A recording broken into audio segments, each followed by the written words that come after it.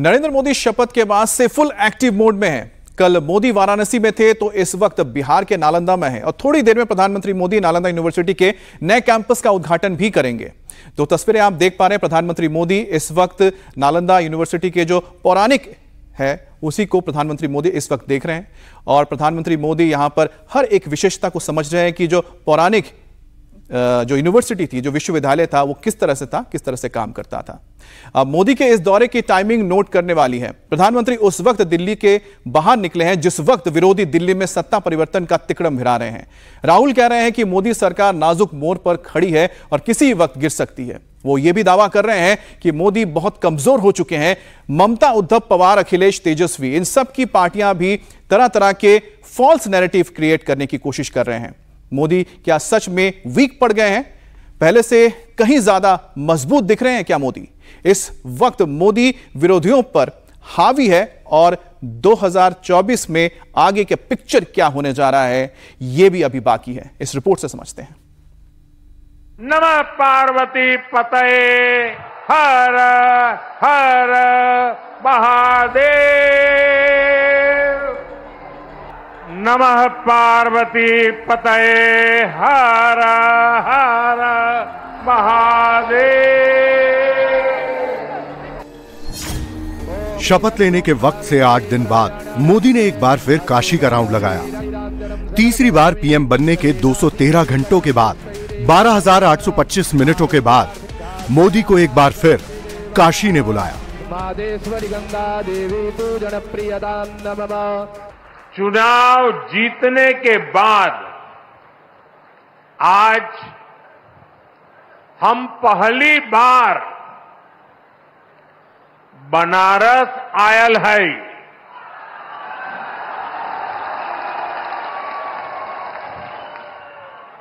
काशी के जनता जनार्दन के हमार प्रणाम। काशी वासियों के असीम स्नेह से मुझे तीसरी बार देश का प्रधान सेवक बनने का सौभाग्य मिला है। काशी के लोगों ने मुझे लगातार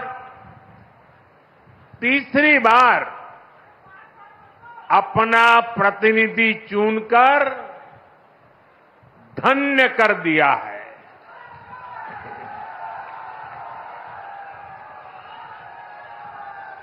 अब तो मां गंगा ने भी जैसे मुझे गोद ले लिया है, मैं यहीं का हो गया हूं। मोदी अपने वोटर्स के बीच पहुंचे। देश के 9 करोड़ से ज्यादा अन्नदाताओं के लिए 20,000 करोड़ रुपए से ज्यादा का गिफ्ट लेकर पहुंचे। लेकिन मोदी के काशी पहुंचने से पहले ही 2024 चुनाव पर ऐसी कौन सी रिपोर्ट आई जिसने मोदी का जोश कर दिया हाई? विरोधी खेमे में खौफ हो गया हाई। मोदी ने खुद कौन सी बात बताई? क्या प्रधानमंत्री के पास भी कोई इंटरनल रिपोर्ट आई? काशी ने मोदी को तीसरी बार सांसद बनाया, मगर अब की बार मोदी ने कुछ नया बताया। क्या क्या बताया? फुल डिटेल आगे देंगे। कांग्रेस के पास राहुल हैं, आरजेडी के पास तेजस्वी, टीएमसी के पास ममता हैं, सपा के पास अखिलेश हैं, शिवसेना यूबीटी के पास उद्धव हैं, डीएमके के पास स्टालिन है। हर पार्टी के पास कोई ना कोई स्टार चेहरा है, मगर इन सारे चेहरों पर हावी नरेंद्र मोदी ही हैं। देश की सियासत में इस वक्त भी सबसे बड़े ब्रांड नरेंद्र मोदी ही हैं। वही मोदी जो लगातार तीसरी बार देश के प्रधानमंत्री बने, हैट्रिक बनाई, सरकार बनाई। वही ब्रांड मोदी जिन्हें राहुल दिन रात टारगेट करते हैं। विदेशी अखबारों में दिए गए अपने इंटरव्यू में 24 के नतीजों को हिंदुस्तान की सियासत में टेक्टोनिक शिफ्ट बताते हैं। ये फैलाते हैं कि 24 के चुनाव में वोटर्स ने मोदी को घायल कर दिया। ये चिपकाते हैं कि मोदी में अब वो बात नहीं रही, मोदी कमजोर पड़ गए हैं। तो क्या सच में ऐसा ही है? क्या मोदी पहले की तरह मजबूत नहीं रहे या राहुल हवाई दावे कर रहे हैं? अब यह सिर्फ संयोग नहीं हो सकता कि जिस दिन मोदी वाराणसी पहुंचते हैं उसी दिन एक विदेशी अखबार में राहुल गांधी का इंटरव्यू छपता है। उस इंटरव्यू में राहुल कहते हैं मोदी के पास जो संख्या है वो बहुत नाजुक है और जरा सी गड़बड़ी से सरकार गिर सकती है। सिर्फ एक सहयोगी इधर से उधर होना है, क्योंकि 2014 और 2019 में नरेंद्र मोदी के लिए जो काम आया अब वो काम नहीं कर रहा है। मोदी के विचार और मोदी की छवि नष्ट हो गई है। बीजेपी का मूल ढांचा ध्वस्त हो गया है। यह बात तो साफ है कि राहुल इस वक्त भी स्वीकार नहीं कर पा रहे हैं कि वो 24 का चुनाव हार गए हैं। मोदी की ही जीत हुई है, सरकार भी इंडी की नहीं एनडीए की ही बनी है। दरअसल राहुल मोदी की जीत पर सवालिया निशान खड़े कर पॉलिटिकल माइलेज लेना चाहते हैं, लेकिन नंबर्स तो कुछ और ही कहते हैं। फैक्ट यह है कि 2024 के चुनाव में पीएम की रेस में 41% लोगों की पसंद मोदी ही थे। राहुल को चाहने वालों की संख्या सिर्फ 27% थी। 24 के लिए कांग्रेस और दूसरे दलों ने मिलकर एक अलायंस बनाया, सारे बड़े चेहरों को पास बुलाया, अपने में जोड़ा। बावजूद इसके एक अकेले मोदी इन सब पर भारी पड़ गए। 2024 के चुनाव में मोदी की पॉपुलैरिटी ने न सिर्फ बीजेपी को फायदा पहुंचाया बल्कि एनडीए के दूसरे सहयोगियों का भी नंबर बढ़ाया। 2014 में मोदी के चेहरे के दम पर एनडीए के सहयोगियों को 20% वोट मिले थे। 2019 में यह आंकड़ा 25% हो गया और 2024 में यह ग्राफ बढ़कर 27% पर पहुंच गया। इसका मतलब यह हुआ कि देश में आज भी सबसे बड़े क्राउड पॉपुलर भी मोदी ही हैं। बीजेपी और एनडीए के पार्टनर्स का वोट बढ़ाने वाले सबसे बड़े फैक्टर भी मोदी ही हैं। इसे भी कुछ आंकड़ों से समझिए। 2014 में एनडीए को मोदी फैक्टर के दम पर 5 करोड़ 50 लाख से ज्यादा वोट मिले और तब यूपीए पर एनडीए की बढ़त 8 करोड़ वोट से ज्यादा थी। इसका मतलब यह हुआ कि 2014 में एनडीए की लीड में 63% वोट बढ़ाने की वजह अकेले नरेंद्र मोदी थे। 2019 के चुनाव में एनडीए को मोदी फैक्टर की बदौलत 8 करोड़ से ज्यादा वोट मिले और तब विरोधियों पर एनडीए की लीड 11 करोड़ वोट थी। यानी तब एनडीए के विनिंग मार्जिन में 77% का योगदान मोदी फैक्टर का था। और अब की बार मोदी फैक्टर की बदौलत एनडीए ने 7 करोड़ से ज्यादा वोट बटोरे, जबकि इंडिया अलायंस पर एनडीए की लीड 2 करोड़ के आसपास थी। यानी यहां भी मोदी फैक्टर की बदौलत ही एनडीए की टैली बढ़ी।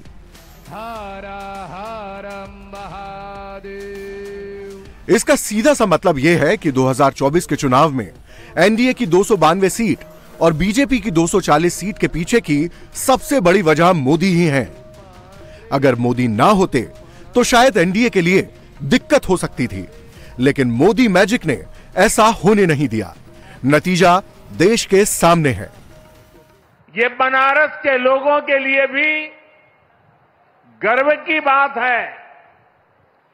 काशी के लोगों ने तो सिर्फ एमपी नहीं बल्कि तीसरी बार पीएम भी चुना है।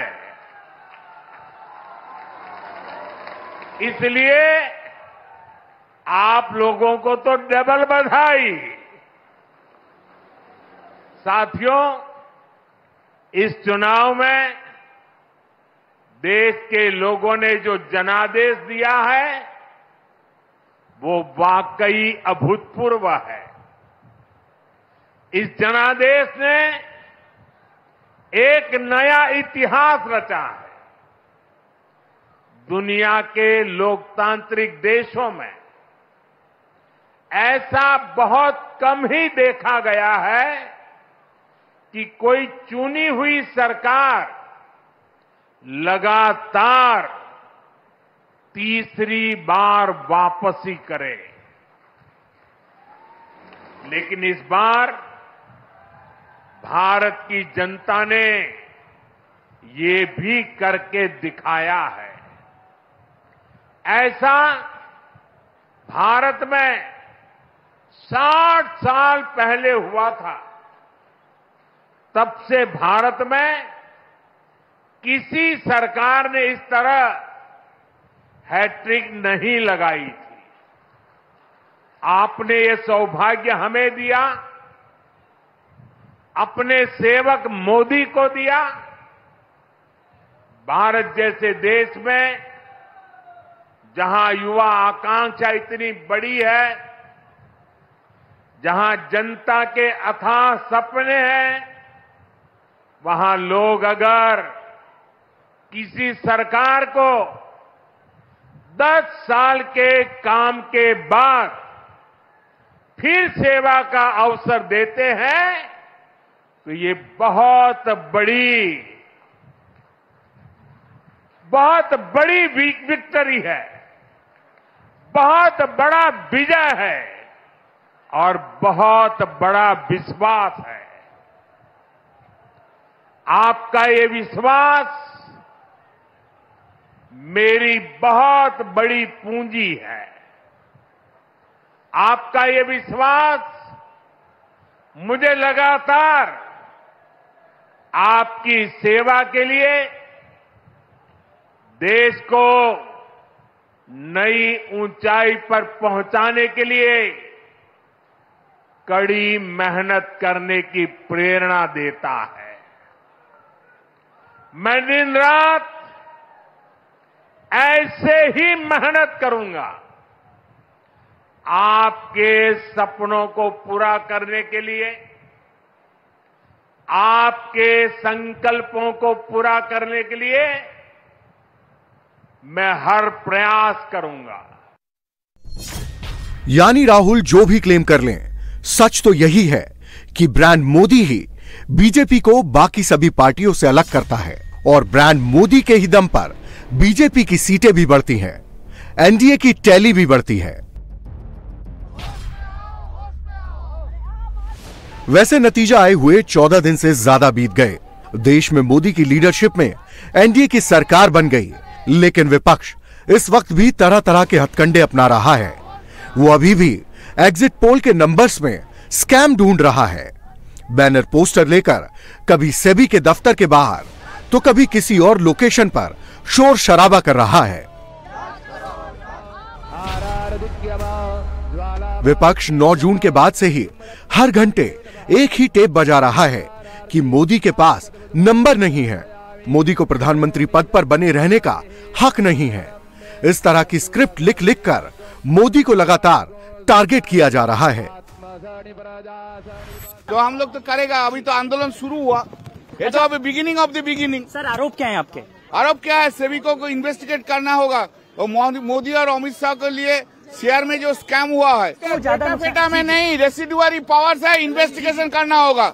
देश भर का युवा, बेटियां, किसान चाहते हैं कि ये सरकार के पद से हटे और विपक्ष के पद पे रहे, क्योंकि जनता इस सरकार के खिलाफ खड़ी है। जो सरकार जबरिया मैनिपुलेटेड मेजॉरिटी, जिसमें उसने मीडिया का दुरुपयोग किया, जिसने उसने सरकारी संस्था का दुरुपयोग किया, जिसमें इलेक्शन कमीशन के ऊपर तरह तरह के सवाल उठे, और अब जब अनेक सीटों पर कम मार्जिन से भारतीय जनता पार्टी की विजय हुई है, तो इस तरीके से बीजेपी की पोल खुल रही है। इसीलिए भारतीय जनता पार्टी की इस मेजॉरिटी को इतिहास मैनिपुलेटेड मेजॉरिटी के नाम से कहेगा। 24 में देश की जनता ने एक मजबूत नेतृत्व को चुना। मोदी के रूप में एक स्ट्रॉन्ग लीडर को तीसरी बार देश की कमान सौंपी, और ये बात अभी भी इंडिया अलायंस वालों को पच नहीं रही है। मोदी के काशी पहुंचने से पहले ही प्रधानमंत्री के खिलाफ हेट प्रोपेगेंडा शुरू हो जाता है। कांग्रेस के नेता कैमरे पर आकर अपने मन मुताबिक मनोहर कहानियां सुनाने लगते हैं।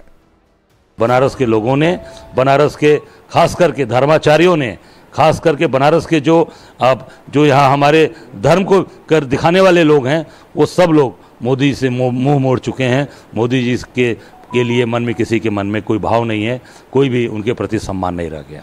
14 दिन बीत गए चुनाव का परिणाम आए हुए, शायद नाराज कि पहले चुनाव हार रहे थे, फिर बामुश्किल 1 लाख 1.5 लाख वोट से जीते हैं, तो 14 दिन बाद आए हैं। इस बीच में विदेश घूमते रहे, जहां जहां काम करते रहे, पर वाराणसी की फिक्र नहीं आई। चलिए अब बाबा विश्वनाथ के दर्शन कर लें, गंगा आरती कर लें। ये एक रस्मी परंपरा है कि जो चुनाव जीतता है वो आता है धन्यवाद देने के लिए। विलंब से आ रहे हैं पर आ तो रहे हैं। ईवीएम को लेकर भी फेक न्यूज के मार्केट में इंडिया अलायंस वाले आज भी तरह तरह के प्रपंच फैला रहे हैं। कभी फोन में ईवीएम का कनेक्शन ढूंढ रहे हैं, कभी कोई दूसरा झूठ परोस रहे हैं, और ये फर्जीवाड़ा हर मोदी विरोधी पॉलिटिकल पार्टी की टॉप लीडरशिप और उसका इकोसिस्टम धड़ल्ले से कर रहा है। पार्लियामेंट्री मतलब वोटिंग ट्रस्ट पे होता है। उस ट्रस्ट में अगर कोई कमी आई है तो मैं बार बार कहता हूं कि आर्टिकल 324 के तहत संविधान निर्माताओं ने चुनाव आयोग को बैलेट पेपर या ईवीएम का कस्टोडियन नहीं माना था, फ्री एंड फेयर इलेक्शन का कस्टोडियन माना था। तो उससे क्या संदेश मिलता है? अगर शक सुबह शंका हो, आज तो जगनमोहन रेड्डी भी आ गए, और मैं दूर क्यों जाऊं, अगर किसी ने भी एक किताब लिखी है ईवीएम के खिलाफ तो बीजेपी के सांसद ने लिखी है। और प्रस्तावना किसने लिखी है? भूतपूर्व उप प्रधानमंत्री लाल कृष्ण आडवाणी जी। मेरा सिर्फ कहना है कि इन शंकाओं को दरकिनार करिए। ये शंकाएं लोकतंत्र की जो एक बेसिक जो उसकी संरचना होती है उसमें लोगों का शक उससे लोगों का शक पैदा करती है। मेरा सिर्फ इतना कहना है, ईवीएम को लेके अगर डाउट है तो वो खत्म होना चाहिए ना। ये सब लोगों को कंफ्यूज करने के लिए नीति है, क्योंकि इलेक्शन में वो नहीं जीत सके। इलेक्शन में मोदी साहब फिर से भारत के पंतप्रधान बन गए हैं, इसलिए उनको डर रहा है कि आगे चल के हर जगह पे वो हार जाएंगे।